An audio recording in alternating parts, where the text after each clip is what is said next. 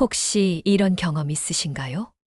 자식에게 전화를 걸었는데 통화 내내 바쁜 기색이 역력하고 결국 엄마 나 지금 좀 바빠.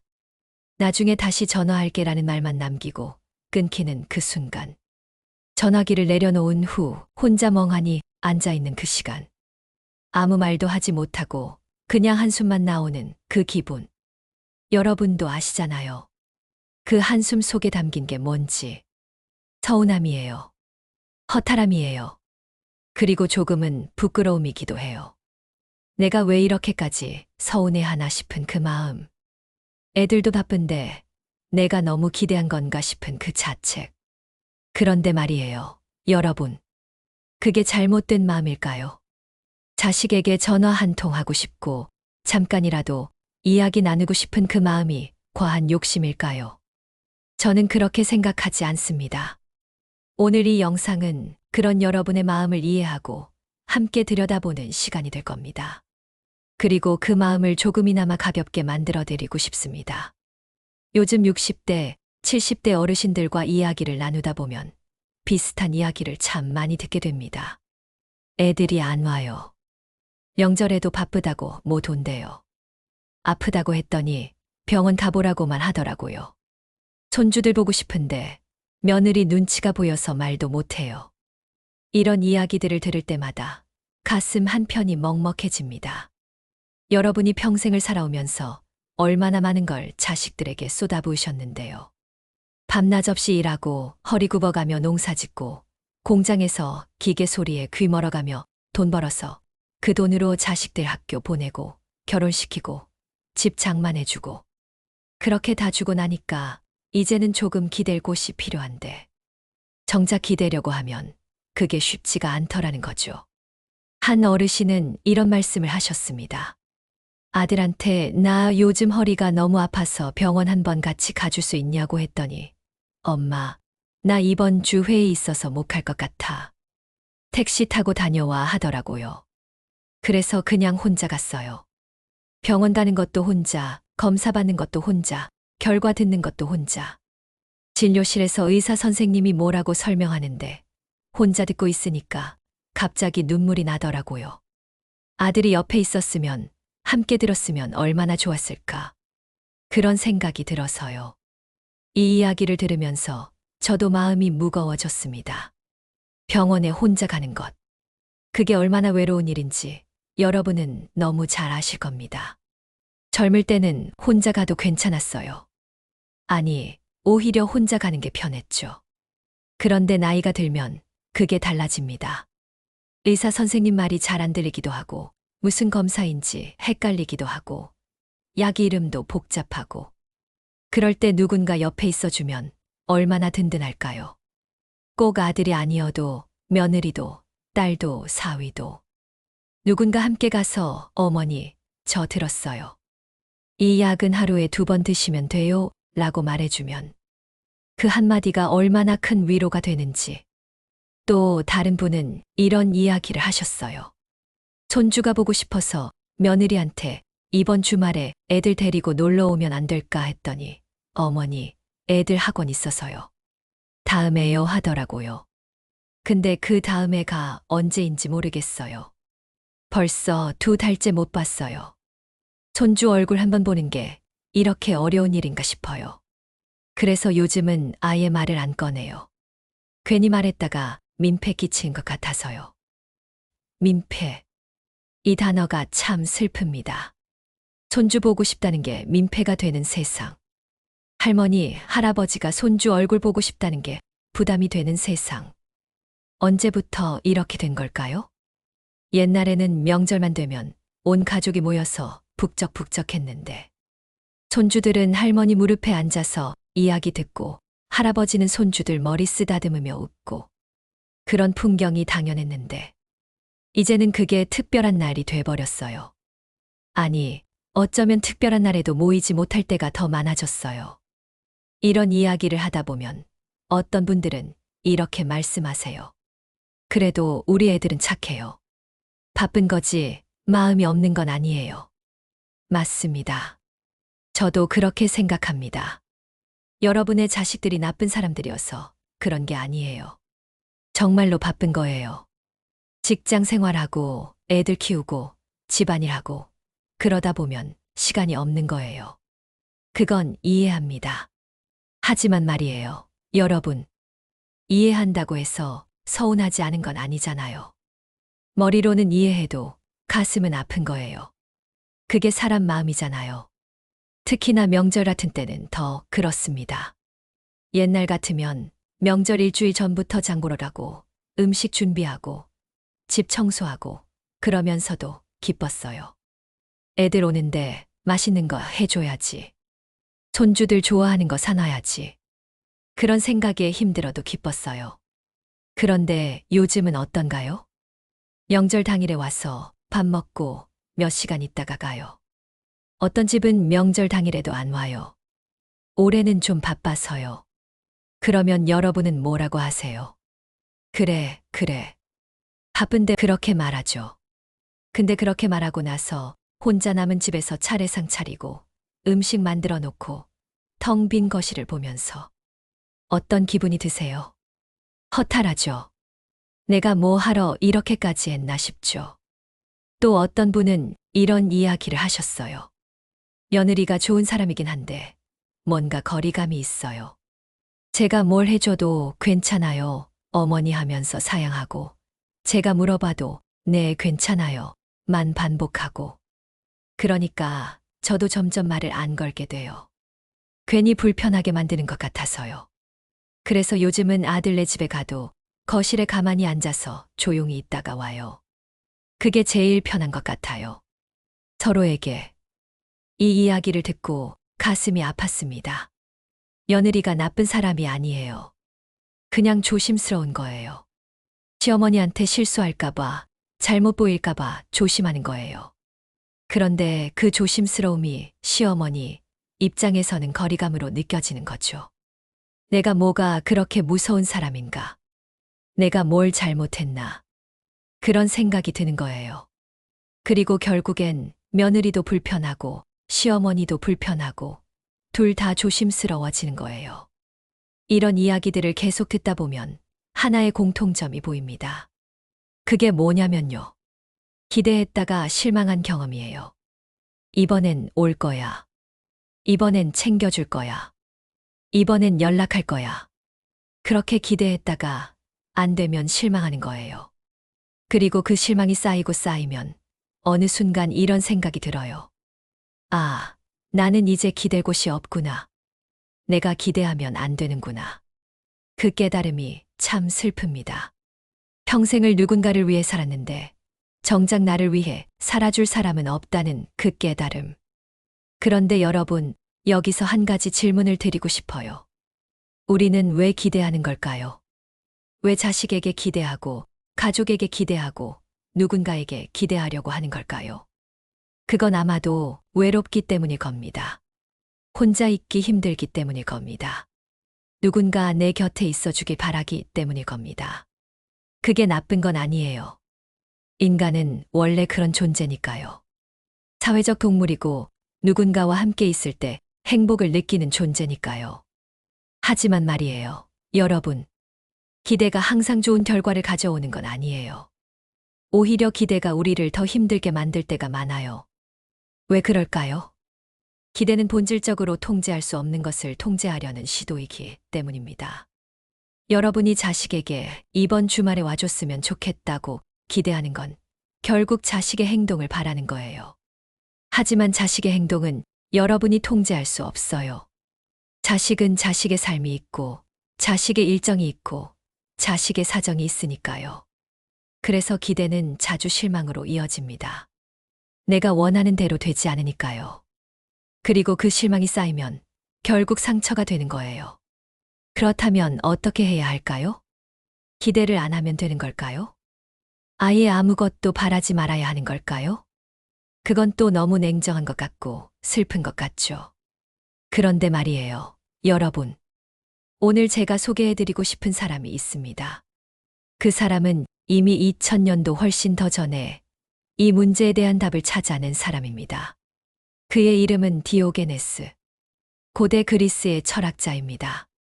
본격적으로 디오게네스 이야기를 하기 전에 조금 더 깊이 들어가 보겠습니다. 여러분이 느끼는 그 감정들.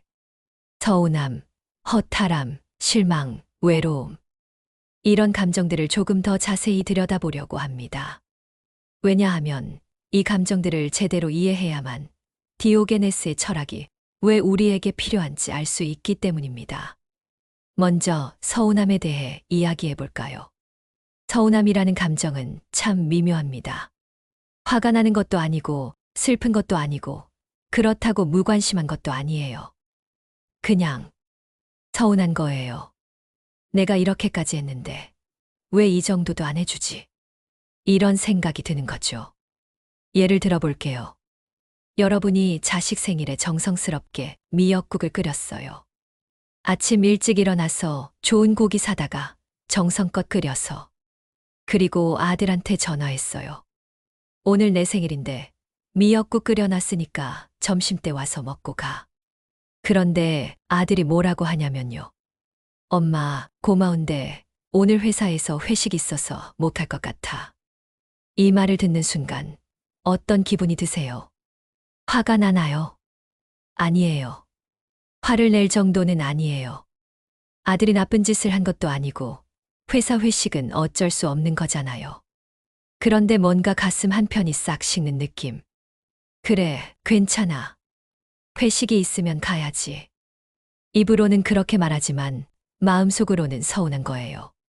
엄마가 생일에 미역국 끓여준 건데 그걸 회식보다 못하구나. 이런 생각이 드는 거죠. 이 서운함의 핵심은 뭘까요? 나는 너를 우선순위에 놓는데 너는 나를 우선순위에 안 놓는다는 느낌입니다. 여러분은 자식을 생각하면서 미역국을 끓였어요. 아침 일찍 일어나서 아픈 허리 부여잡고 시장 가서 고기 사고 정성껏 끓였어요. 그 시간 동안 여러분의 머릿속엔 오직 아들 생각뿐이었어요. 우리 아들 좋아하는 미역국 끓여야지. 오랜만에 얼굴도 보고. 그런데 아들은 어땠을까요? 아들에게 오늘은 그냥 평범한 목요일이에요. 회사 가고, 일하고, 회식하고. 물론 엄마가 미역국 끓여주신 건 고맙지만 오늘 회식을 빠질 수는 없어요. 팀장이 다 오라고 했으니까요. 아들 입장에서는 합리적인 선택이에요. 하지만 엄마 입장에서는 서운한 거예요. 그리고 이 서운함은 자꾸 쌓입니다. 한 번, 두 번, 세 번. 처음에는 뭐 그럴 수 있지 하고 넘어가요. 두 번째는 이번에도 안 되는구나 하고 조금 실망해요. 세 번째부터는 나는 이제 우선순위가 아니구나 하는 걸 깨닫게 돼요. 그리고 그 깨달음이 가슴을 아프게 만듭니다. 다음은 허탈함입니다. 허탈함은 서운함보다 더 깊은 감정이에요. 서운함은 상대방이 나를 소중히 여기지 않는다는 느낌이라면 허탈함은 내가 그동안 한 게 다 무슨 의미가 있나 싶은 느낌입니다. 한 어르신이 이런 말씀을 하셨어요. 저는 아들 둘을 키웠어요. 평생을 애들 뒷바라지만 했어요. 큰아들 대학 보낼 때는 빚까지 내서 등록금 댔어요. 작은 아들 결혼할 때는 제가 살던 집을 팔아서 전세금 보태줬어요. 그렇게 다 해주고 나니까 이제 저는 작은 전세집에 혼자 살아요. 그런데 애들은 명절에도 잘 안 와요. 전화도 한 달에 한 번 할까 말까 해요. 그럼 저는 가끔 이런 생각이 들어요. 내가 그동안 뭐 한 거지? 내 인생은 다 어디로 간 거지? 이분의 이야기를 들으면서 정말 가슴이 먹먹했습니다. 평생을 자식을 위해 살았는데 정작 그 자식들은 부모를 별로 신경 쓰지 않는다는 현실. 그 현실이 주는 허탈함. 허탈함의 핵심은 내가 투자한 것에 대한 기대가 무너지는 느낌입니다.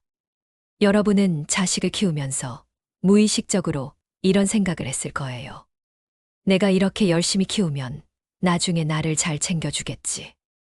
내가 이렇게 아껴가며 애들 공부시키면 나중에 효도하겠지.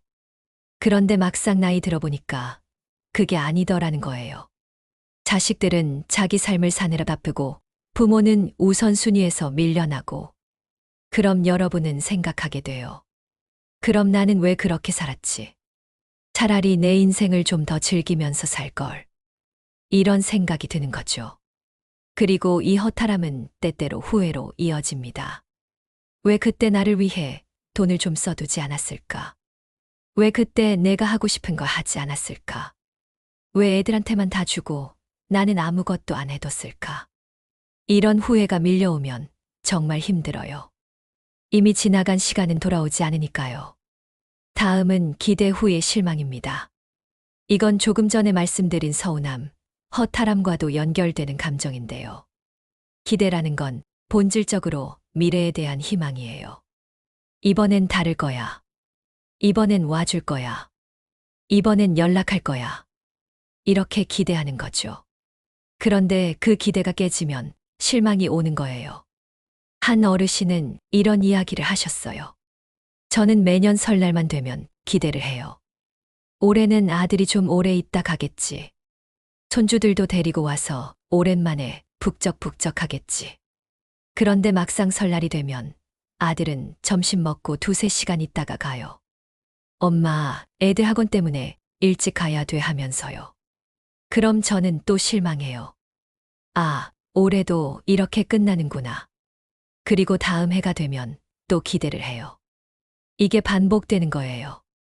근데 언젠가부터는 생각이 들더라고요. 내가 왜 매번 기대를 할까? 어차피 실망할 거면서.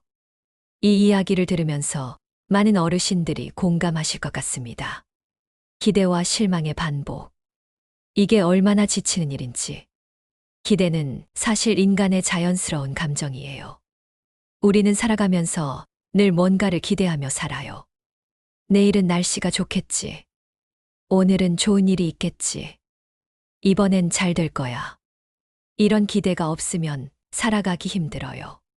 하지만 문제는 기대가 현실과 맞지 않을 때 생겨요. 특히 사람에 대한 기대는 더 그래요. 날씨는 우리가 어떻게 할 수 없으니까 기대해도 실망이 덜해요. 하지만 사람은 다르죠. 이 사람이라면 이렇게 해줄 거야. 이렇게 기대했는데 그 사람이 그렇게 안 해주면 배신감까지 느껴지는 거예요. 다음은 자괴감입니다. 자괴감은 내가 왜 이렇게 초라한가 싶은 느낌이에요. 한 어르신이 이런 말씀을 하셨어요. 며느리한테 이번 주말에 김장 좀 도와줄 수 있냐고 물어봤어요. 그랬더니 며느리가 어머니, 저는 주말에 애들 데리고 약속 있어서요 하더라고요. 그 순간 제가 왜 그렇게 초라하게 느껴지던지. 아, 나는 이제 며느리한테 김장 도와달라는 말도 마음 편하게 못하는구나. 그런 생각이 들었어요. 옛날 같으면 당연히 도와줬을 텐데. 요즘은 그게 부담이 되는 거예요. 며느리한테도, 저한테도. 이 자괴감의 핵심은 내가 누군가에게 부담이 되고 있다는 느낌입니다. 예전에는 가족 간에 서로 돕는 게 당연했어요. 시어머니가 며느리한테 김장 도와달라고 하면 며느리는 당연히 도와줬어요. 그게 가족이니까요. 하지만 요즘은 다르죠. 며느리도 바쁘고 며느리도 며느리의 삶이 있고. 그래서 시어머니가 뭘 부탁하면 며느리는 부담스러워하고 시어머니는 미안해하고. 그러다 보니 시어머니는 점점 말을 못 꺼내게 되는 거예요. 그리고 이 자괴감은 자존감의 하락으로 이어집니다. 나는 이제 아무한테도 필요 없는 사람이구나. 나는 이제 짐이 되는구나. 이런 생각이 들면 정말 힘들어요. 평생을 누군가를 돌보며 살았는데 이제는 내가 돌봄이 필요한 사람이 됐다는 현실. 그리고 그 돌봄조차 부담스러워서 요청하지 못하는 현실. 마지막으로 자식에게 의지하려다 상처받은 경험에 대해 이야기해 볼게요. 이건 정말 많은 어르신들이 겪는 일입니다. 한 어르신은 이런 이야기를 하셨어요. 제가 몇 년 전에 크게 아팠어요. 수술을 해야 하는 상황이었죠. 그래서 딸한테 엄마 수술하는데 병원에 같이 가줄 수 있냐고 했어요. 딸이 엄마, 나 그날 중요한 프레젠테이션 있어서 못할 것 같아. 고모한테 부탁해봐라고 하더라고요. 그 순간 정말 마음이 무너지는 것 같았어요. 내가 낳아서 키운 딸인데 내가 수술하는 날 회사 프레젠테이션이 더 중요하다는 게. 물론 딸 입장에서는 회사 일이 중요하겠죠. 근데 엄마 입장에서는 정말 서럽더라고요. 이 이야기를 들으면서 정말 마음이 아팠습니다. 딸이 나쁜 사람이어서 그런 게 아니에요. 딸도 자기 삶이 있고 회사에서 중요한 프레젠테이션을 앞두고 있으면 빠질 수가 없는 거예요. 하지만 엄마 입장에서는 그게 이해가 안 되는 거죠. 내가 수술하는데 그것보다 중요한 게 있나? 이런 생각이 드는 거예요. 이런 경험들이 쌓이면 결국 한 가지 결론에 도달하게 됩니다. 아, 나는 자식에게 의지하면 안 되는구나. 이 깨달음이 슬프지만 어쩌면 현실적인 깨달음입니다. 자식은 자식의 삶을 살아야 하고 부모는 부모의 삶을 살아야 하니까요. 하지만 이 깨달음이 주는 외로움, 그 외로움을 어떻게 감당해야 할까요? 여러분, 지금까지 우리가 이야기한 감정들, 서운함, 허탈함, 실망, 자괴감, 상처. 이런 감정들은 모두 기대에서 출발합니다. 우리가 누군가에게 기대하기 때문에 그 기대가 충족되지 않을 때 이런 감정들을 느끼는 거예요. 그렇다면 만약 우리가 기대를 내려놓는다면 어떻게 될까요? 만약 우리가 아무것도 바라지 않는다면? 그럼 실망도 없을 거고 서운함도 없을 거고 상처도 없을 거예요. 하지만 그게 정말 가능한 걸까요? 인간이 기대 없이 살 수 있을까요? 여기서 디오게네스가 등장합니다. 디오게네스는 이미 2000년도 더 전에 이 질문에 대한 답을 찾아낸 사람입니다. 그는 아무것도 기대하지 않음으로써 진정한 자유를 얻은 사람입니다. 그의 철학을 지금부터 함께 살펴보겠습니다. 디오게네스. 이 이름을 처음 들으신 분들도 계실 거예요. 사실 디오게네스는 우리나라에서 그렇게 유명한 철학자는 아니에요. 소크라테스, 플라톤, 아리스토텔레스처럼 교과서에 자주 나오는 이름도 아니고요. 하지만 디오게네스는 어쩌면 그 누구보다도 삶으로 철학을 보여준 사람입니다. 디오게네스는 기원전 400년경 그리스에서 살았던 철학자입니다. 그런데 이 사람 참 특이한 사람이에요. 어떻게 특이하냐면요. 통 속에서 살았어요. 네, 제대로 들으셨습니다. 집이 아니라 큰 항아리 같은 통 속에서 살았어요. 당시 아테네 시장 한복판에 큰 통이 하나 있었대요. 디오게네스는 그 통을 자기 집으로 삼았어요. 사람들이 왜 집에서 안 사냐고 물어보면 디오게네스는 이렇게 대답했대요. 집이 뭐가 필요한가? 비만 안 맞으면 되지. 그리고 디오게네스는 거의 아무것도 소유하지 않았어요. 옷도 누더기 같은 걸 하나 걸치고 먹을 것도 구걸하거나 주워 먹고 물건이라곤 막대기 하나랑 컵 하나뿐이었대요. 그런데 어느 날 디오게네스가 개울에서 어떤 소년이 손으로 물을 떠 마시는 걸 봤대요. 그 모습을 보고 디오게네스는 자기가 가지고 있던 컵을 던져버렸대요. 아, 나는 이 소년보다도 더 많은 걸 가지고 있었구나. 컵도 필요 없네. 이 정도예요. 정말 극단적으로 소유를 줄인 사람이에요. 그럼 디오게네스는 왜 이렇게 살았을까요? 미쳤던 걸까요? 아니면 그냥 괴짜였던 걸까요? 아니에요. 디오게네스에겐 명확한 철학이 있었습니다. 그의 철학을 한마디로 정리하면 이렇습니다. 인간은 아무것도 필요 하지 않을 때 가장 자유롭다. 디오게네스가 살던 시대, 그리스는 매우 부유한 사회였어요. 아테네는 당시 세계에서 가장 발전한 도시 중 하나였고, 사람들은 큰 집에 살고, 좋은 옷을 입고, 맛있는 음식을 먹었어요. 그리고 사람들은 더 많이 가지려고 노력했어요. 더 큰 집, 더 좋은 옷, 더 많은 돈. 그게 행복이라고 생각했으니까요. 하지만 디오게네스는 그 모든 걸 거부했어요. 왜냐하면 그는 깨달았거든요. 더 많이 가질수록 더 많이 필요로 하게 되고, 더 많이 필요로 할수록 더 불행해진다는 걸. 한번 생각해 보세요.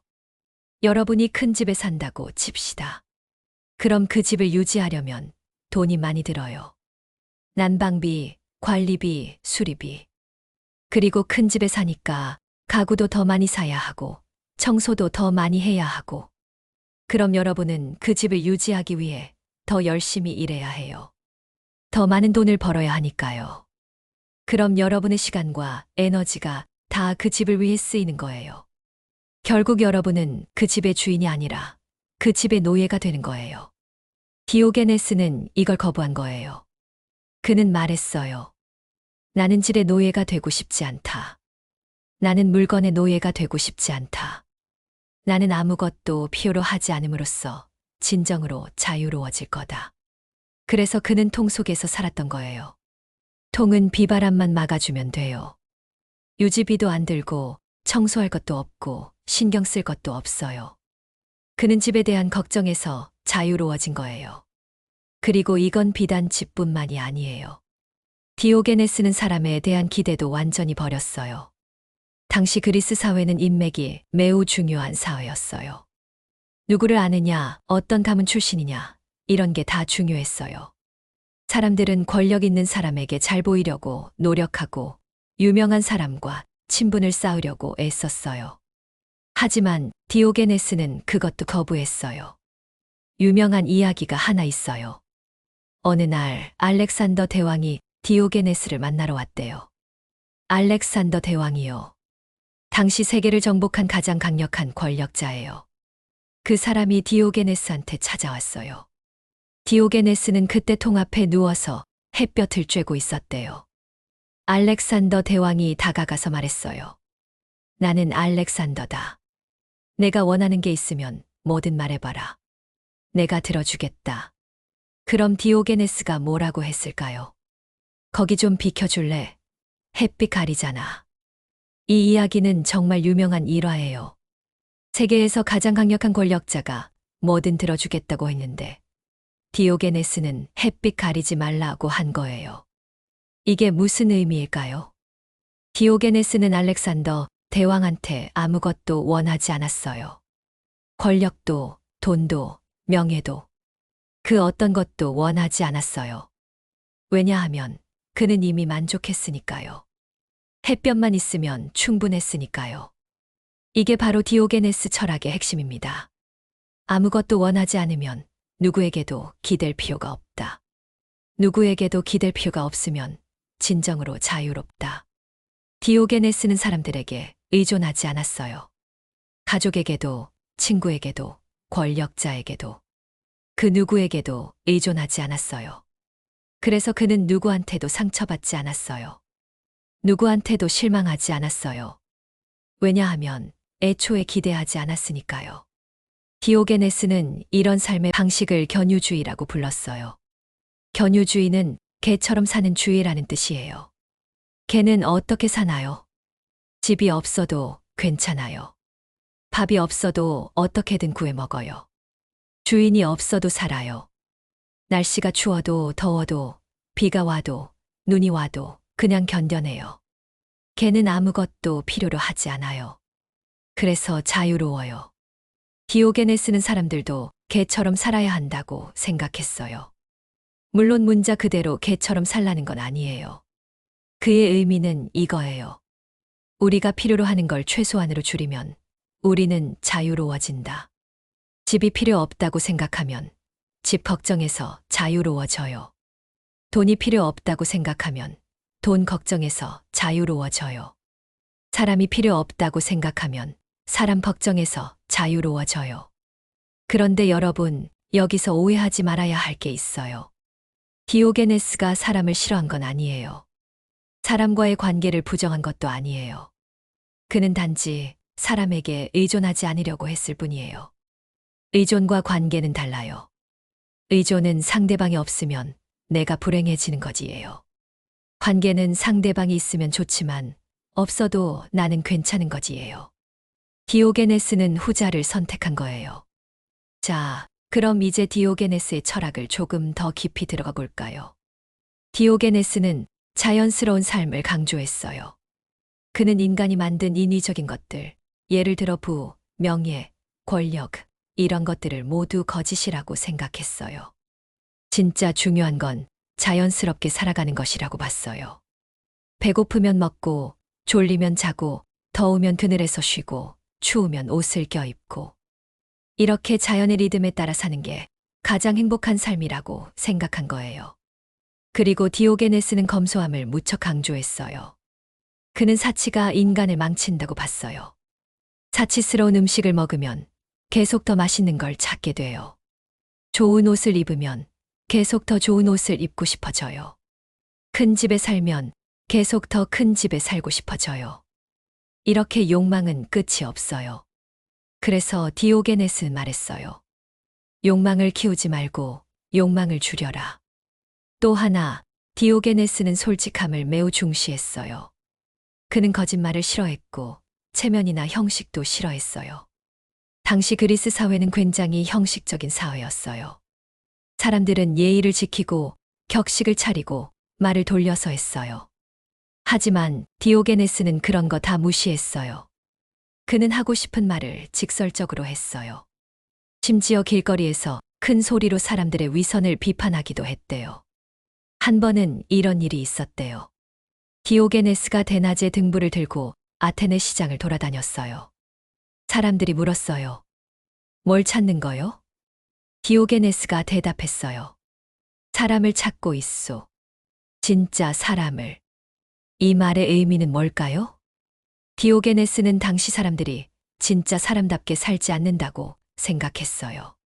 다들 돈, 권력, 명예에만 매달려서 정작 인간으로서 살아가는 법을 잊어버렸다고 본 거예요. 그래서 등불을 들고 진짜 사람을 찾아다닌 거예요. 물론 이건 풍자죠. 그는 사람들에게 너희는 진짜 인간답게 살고 있느냐고 묻고 있었던 거예요. 자, 여기까지 디오게네스의 철학을 간단히 살펴봤습니다. 정리하자면 이렇습니다. 아무것도 소유하지 않음으로써 자유로워진다. 아무에게도 의존하지 않음으로써 상처받지 않는다. 자연스럽게 살아가는 것이 가장 행복한 삶이다. 욕망을 줄이고 검소하게 살아야 한다. 솔직하게, 진실하게 살아야 한다. 그런데 여러분, 이쯤에서 이런 생각이 드실 수도 있어요. 그래, 디오게네스가 훌륭한 사람인 건 알겠는데 나는 통 속에서 살 수는 없잖아. 나는 가족도 있고 집도 있고 사회생활도 해야 하는데 그렇게 극단적으로 살 수는 없잖아. 맞아요. 저도 그렇게 생각해요. 디오게네스처럼 살라는 게 아니에요. 우리가 디오게네스의 삶을 그대로 따라 할 필요는 없어요. 다만 그의 철학적 태도를 배울 수는 있어요. 디오게네스가 우리에게 주는 가장 큰 교훈은 이거예요. 기대를 내려놓으면 자유로워진다. 우리가 통 속에서 살 필요는 없어요. 하지만 우리가 마음속에서 통 속에 사는 것처럼 살 수는 있어요. 무슨 말이냐면요. 외적으로는 평범하게 살아도 내적으로는 아무것도 기대하지 않는 거예요. 집이 있어도 그 집에 집착하지 않는 거예요. 가족이 있어도 가족에게 과도하게 의존하지 않는 거예요. 자식이 있어도 자식에게 과도한 기대를 걸지 않는 거예요. 이게 바로 우리가 디오게네스에게서 배울 수 있는 현대적 적용입니다. 디오게네스의 철학을 우리의 삶에, 특히 60대 이후의 삶에 어떻게 적용할 수 있는지 이제부터 그 이야기를 해보려고 합니다. 자, 이제 본격적으로 디오게네스의 철학을 우리의 삶에 적용해 보겠습니다. 특히 60대, 70대 어르신들의 삶에 어떻게 적용할 수 있는지 이야기해 볼게요. 먼저 가장 중요한 질문부터 시작하겠습니다. 왜 자식에게 기대지 않을 때 마음이 편해질까요? 이건 단순한 질문 같지만 사실 매우 깊은 질문이에요. 우리는 평생을 자식을 위해 살았어요. 자식을 낳아서 키우고 교육시키고 결혼시키고 그 과정에서 우리는 자식에게 모든 걸 쏟아부었어요. 시간, 에너지, 돈, 사랑. 그렇게 다 주고 나니까 이제는 조금 받고 싶은 거예요. 자식이 나를 챙겨주길 바라는 거예요. 이게 당연한 마음 아닌가요? 맞아요. 당연한 마음이에요. 하지만 문제는 그 당연한 마음이 우리를 힘들게 만든다는 거예요. 왜냐하면 자식은 우리의 기대대로 움직이지 않으니까요. 자식은 자식의 삶이 있어요. 직장도 있고, 배우자도 있고, 자기 자식도 있고. 그러니 부모를 챙기는 게 우선순위에서 밀릴 수밖에 없어요. 그럼 여기서 두 가지 선택지가 생겨요. 하나는 계속 기대하면서 실망하는 것. 다른 하나는 기대를 내려놓고 편안해지는 것. 디오게네스는 후자를 선택하라고 말합니다. 자식에게 기대하지 않는다는 건 자식을 사랑하지 않는다는 게 아니에요. 자식을 멀리한다는 것도 아니에요. 그냥 자식이 나를 위해 뭔가를 해줄 거라고 기대하지 않는 거예요. 자식이 주말에 찾아오면 고맙고, 안 오면 그냥 그런 거예요. 자식이 전화하면 반갑고, 안 하면 그냥 그런 거예요. 자식이 도와주면 감사하고, 안 도와주면 혼자 하는 거예요. 이렇게 생각하면 마음이 훨씬 편해져요. 왜냐하면 내가 통제할 수 없는 것에 대한 기대를 내려놓는 거니까요. 여러분은 자식의 행동을 통제할 수 없어요. 자식이 올지 말지, 전화할지 말지, 도와주지 말지. 이건 자식의 선택이에요. 여러분이 아무리 바라도 자식이 안 하면 안 되는 거예요. 그런데 우리는 자꾸 그걸 통제하려고 해요. 이번엔 올 거야. 이번엔 전화할 거야. 이렇게 기대하면서요. 그러다 안 되면 실망하는 거예요. 하지만 만약 여러분이 처음부터 기대하지 않으면 어떻게 될까요? 올 수도 있고, 안 올 수도 있지. 오면 좋고, 안 와도 괜찮아. 이렇게 생각하면요. 실망할 일이 없어요. 왜냐하면 기대하지 않았으니까요. 오히려 자식이 오면 더 기쁜 거예요. 아, 올 줄 몰랐는데 왔네. 이렇게 되는 거죠. 한 어르신이 이런 말씀을 하셨어요. 저는 예전에는 명절마다 자식들이 오길 기대했어요. 그래서 음식도 엄청 많이 준비하고, 집도 청소하고, 다 해놨어요. 근데 막상 명절 되면 큰아들은 처가 먼저 간다고 안 오고, 작은 아들은 늦게 온다고 하고, 그럼 저는 혼자 음식 다 차려놓고 기다렸어요. 그게 얼마나 허탈하던지. 근데 어느 해부터는 생각을 바꿨어요. 올 수도 있고, 안 올 수도 있어. 나는 그냥 내가 먹을 만큼만 준비하자. 그렇게 생각하니까 훨씬 편해지더라고요. 애들이 오면 왔네 하고 반갑고, 안 와도 뭐 바쁘겠지 하고 넘어가고, 마음이 훨씬 가벼워졌어요. 이 어르신의 이야기가 바로 디오게네스 철학의 현대적 적용입니다. 다음으로 기대는 고통을 만들고 내려놓음은 자유를 만든다는 점에 대해 이야기해 볼게요. 기대라는 건 본질적으로 미래에 대한 집착이에요. 이렇게 되면 좋겠어. 저렇게 되면 좋겠어. 이런 식으로 미래를 그리는 거예요. 그런데 문제는 미래는 우리 뜻대로 되지 않는다는 거예요. 불교에서도 비슷한 말을 해요. 집착이 고통을 만든다. 우리가 무언가에 집착하면 그게 우리를 괴롭혀요. 예를 들어 여러분이 자식이 주말에 오기를 집착한다고 칩시다. 그럼 주말이 다가올수록 여러분은 불안해져요. 올까? 안 올까? 연락은 왔나? 혹시 또 안 온다고 하면 어쩌지? 이렇게 계속 신경 쓰이는 거예요. 그러다 자식이 안 온다고 연락하면 확 힘이 빠지는 거예요. 이게 바로 집착이 만드는 고통이에요. 반대로 여러분이 자식이 오든 말든 신경 쓰지 않으면 어떻게 될까요? 주말이 다가와도 불안하지 않아요. 오면 오는 거고 안 오면 안 오는 거지. 이렇게 생각하니까 마음이 평온한 거예요. 자식이 와도 좋고 안 와도 괜찮으니까 어떤 결과가 나와도 여러분은 괜찮은 거예요. 이게 바로 내려놓음이 주는 자유예요. 그리고 이 자유는 단순히 마음이 편해지는 것 이상의 의미가 있어요. 내려놓음은 자기 자신에게 집중할 수 있는 여유를 줘요. 자식 생각에 사로잡혀 있을 때는 여러분의 에너지가 다 자식한테 쏠려 있어요. 자식이 뭐 하나? 자식은 잘 지내나? 자식이 나한테 연락할까? 이런 생각으로 머릿속이 가득 차 있는 거예요. 그럼 여러분 자신을 돌볼 시간이 없어요. 하지만 자식에 대한 기대를 내려놓으면 여러분에게 여유가 생겨요. 나는 오늘 뭘 할까? 나는 뭐가 먹고 싶지? 나는 어디 가고 싶지? 이렇게 자기 자신에게 집중할 수 있게 되는 거예요. 그리고 그 순간 여러분은 진짜 자유로워지는 거예요. 다음으로 가족은 도와줄 수 있지만 대신 살아줄 수 없다는 진리에 대해 이야기해 볼게요. 이건 정말 중요한 깨달음이에요. 아무리 가족이라도 여러분의 삶을 대신 살아줄 수는 없어요. 자식이 아무리 효자여도 여러분이 아플 때 대신 아파줄 수는 없어요. 며느리가 아무리 착해도 여러분이 외로울 때 항상 곁에 있어줄 수는 없어요. 결국 여러분의 삶은 여러분이 살아야 해요. 여러분의 행복은 여러분이 찾아야 해요. 여러분의 문제는 여러분이 해결해야 해요. 물론 가족이 도와줄 수 있어요.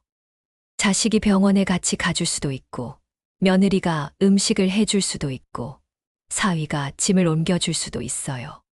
하지만 그건 도움일 뿐이에요. 여러분의 삶을 대신 살아주는 게 아니에요. 이 깨달음이 왜 중요하냐면요. 이 깨달음이 있으면 여러분은 자립적이 돼요. 내 삶은 내가 책임진다. 내 행복은 내가 만든다. 내 문제는 내가 해결한다. 이렇게 생각하게 되는 거예요. 그럼 가족에게 덜 의존하게 돼요. 가족이 도와주면 고맙지만 안 도와줘도 괜찮아요. 왜냐하면 나 혼자서도 할 수 있으니까요. 한 어르신이 이런 말씀을 하셨어요. 저는 70대 초반인데요. 몇 년 전까지만 해도 아들한테 이것저것 많이 부탁했어요. 전구 좀 팔아줘. 이거 좀 고쳐줘. 저거 좀 사다 줘. 근데 아들이 바쁘니까 자꾸 미루는 거예요. 나중에 할게요. 다음에 갈게요. 그럼 저는 기다리다가 짜증나고 서운하고. 근데 어느 날 생각했어요. 내가 왜 아들한테 이렇게 의존하지? 나도 할 수 있는데. 그래서 유튜브 보면서 전구도 갈아보고, 간단한 수의도 해보고, 인터넷 쇼핑도 배워서 필요한 거 사보고. 그렇게 하니까 아들한테 부탁할 일이 확 줄더라고요. 그리고 마음도 훨씬 편해졌어요. 나는 혼자서도 잘 살 수 있어 라는 자신감이 생겼거든요. 이 어르신의 이야기가 정말 멋지지 않나요? 70대에 유튜브 보면서 전구 갈고 수리하고 인터넷 쇼핑하는 거예요. 이게 바로 자립입니다. 그리고 이 자립이 주는 자신감. 나는 혼자서도 잘 살 수 있어. 이 자신감이야말로 진정한 자유입니다. 다음으로 내가 나를 돌보는 방식이 왜 가장 안전한 삶인지 이야기해 볼게요. 사람은 언제나 변할 수 있어요. 자식도 변할 수 있고, 배우자도 변할 수 있고, 친구도 변할 수 있어요. 오늘 여러분을 도와주는 사람이 내일은 안 도와줄 수도 있어요. 이건 그 사람이 나쁜 게 아니라 그냥 상황이 바뀌는 거예요. 예를 들어 볼게요. 여러분의 딸이 지금은 시간이 있어서 자주 찾아와요. 그런데 딸이 승진을 하면 갑자기 바빠져서 못 올 수도 있어요. 또는 딸의 시어머니가 아프면 딸은 시어머니를 먼저 돌봐야 해요. 그럼 여러분한테 올 시간이 없어지는 거예요. 이건 딸이 나쁜 게 아니에요. 그냥 상황이 바뀐 거예요. 그런데 만약 여러분이 딸에게만 의존하고 있었다면 어떻게 될까요? 딸이 못 오면 여러분은 난감해지는 거예요. 누가 나를 돌봐주지? 나는 혼자 어떻게 하지? 이런 불안이 엄습하는 거예요. 하지만 만약 여러분이 스스로를 돌보는 법을 알고 있다면 어떻게 될까요? 딸이 와도 좋고 안 와도 괜찮아요. 왜냐하면 여러분은 혼자서도 잘 지낼 수 있으니까요. 밥은 혼자 해 먹고, 청소는 혼자 하고, 병원은 혼자 가고. 물론 누군가 도와주면 고맙지만 안 도와줘도 괜찮은 거예요. 이게 가장 안전한 삶의 방식이에요. 왜냐하면 여러분의 삶이 다른 사람의 변수에 좌우되지 않으니까요. 그리고 이런 삶의 방식은 역설적으로 관계를 더 건강하게 만들어요. 왜냐하면 여러분이 자식에게 덜 의존하면 자식도 덜 부담스러워 하니까요. 자식 입장에서 생각해 볼까요? 부모가 나 없으면 안 돼. 너 꼭 와야 돼. 너 꼭 도와줘야 돼. 이렇게 매달리면 부담스러워요. 효도하고 싶어도 그게 의무처럼 느껴지면 하기 싫어지는 거예요. 하지만 부모가 괜찮아. 나 혼자도 잘해. 내가 바쁘면 안 와도 돼. 이렇게 말하면 어떨까요? 자식은 오히려 더 찾아가고 싶어져요. 엄마가 혼자 잘 지내시네. 그래도 내가 좀 가봐야겠다. 이런 마음이 드는 거예요. 부담이 아니라 자발적인 사랑으로 찾아가게 되는 거예요. 실제로 이런 어르신이 계셨어요.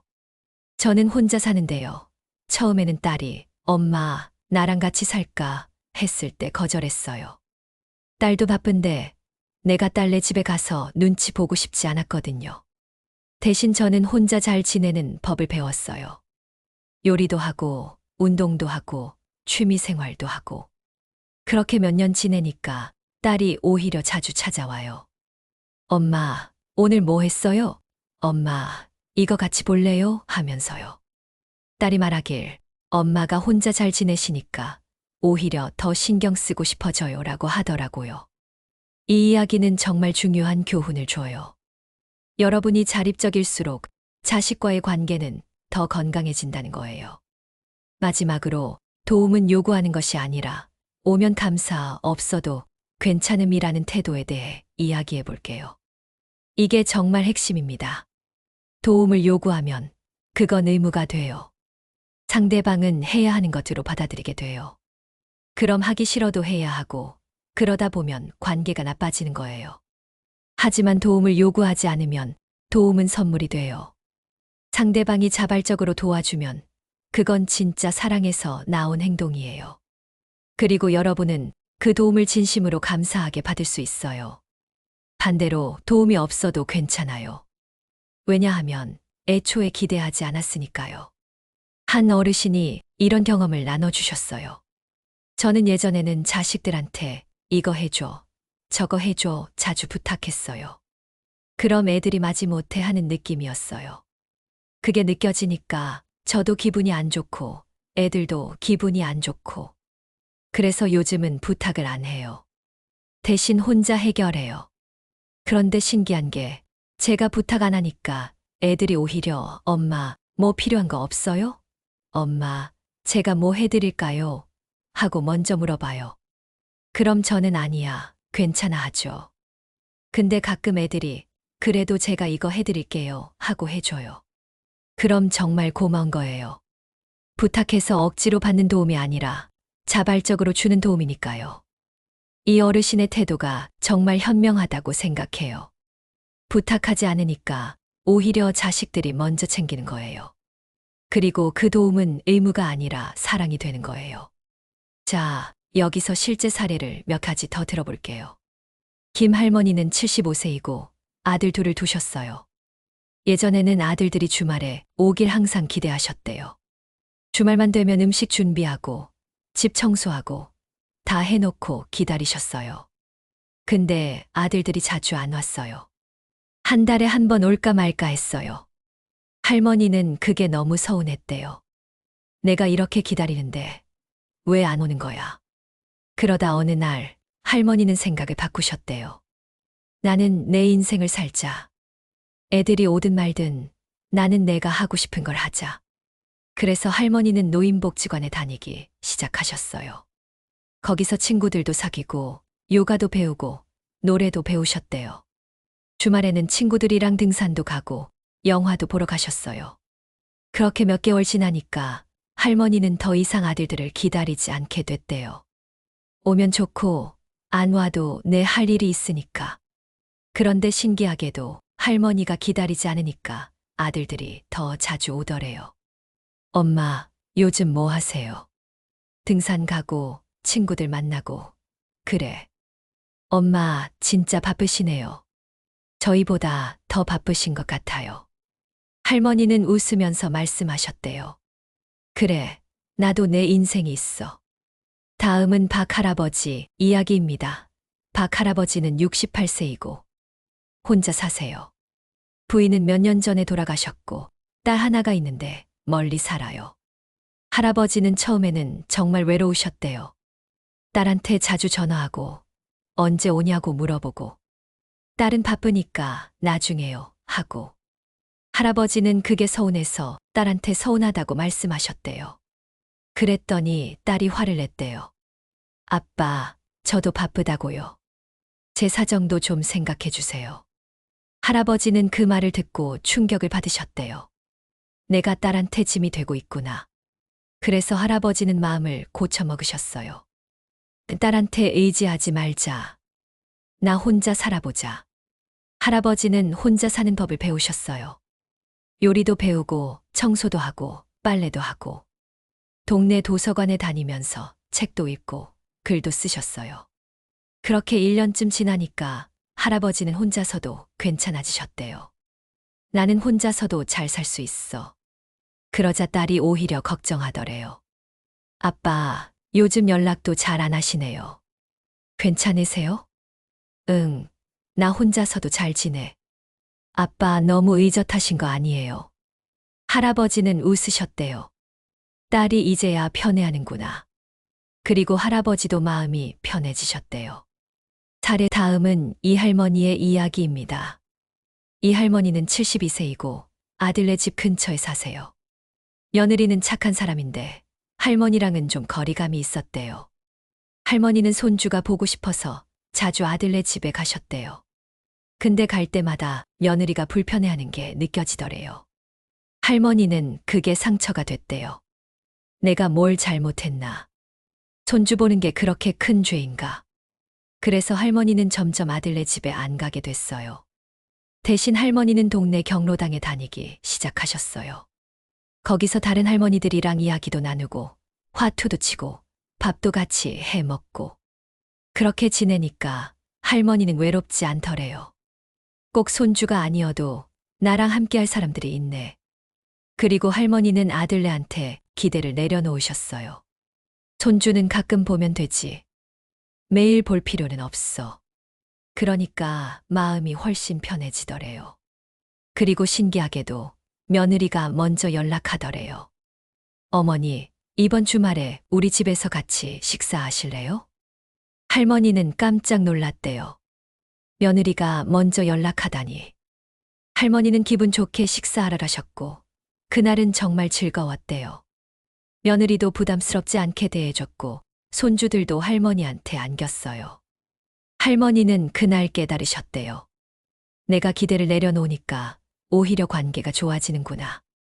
이 세 가지 사례를 보면 공통점이 있어요. 모두 기대를 내려놓으니까 마음이 편해졌고 오히려 관계가 좋아졌다는 거예요. 이게 바로 디오게네스가 말한 자유입니다. 아무것도 기대하지 않을 때 우리는 진정으로 자유로워지는 거예요. 그리고 이 자유는 단순히 마음이 편해지는 것 이상의 의미가 있어요. 이 자유는 우리에게 힘을 줘요. 나는 혼자서도 괜찮아. 나는 누구에게도 기대지 않아도 살 수 있어. 나는 강한 사람이야. 이런 자신감이 생기는 거예요. 그리고 이 자신감은 여러분의 삶을 완전히 바꿔놓아요. 예전에는 자식이 안 오면 하루 종일 우울했는데 이제는 나 혼자 재미있게 보내면 되지 하고 넘어가요. 예전에는 명절이 두려웠는데 이제는 애들 오면 좋고 안 와도 나는 내 할 일 하면 돼 하고 편안해져요. 예전에는 외로움이 무서웠는데 이제는 혼자 있는 것도 나쁘지 않네 하고 받아들여요. 물론 이게 쉬운 일은 아니에요.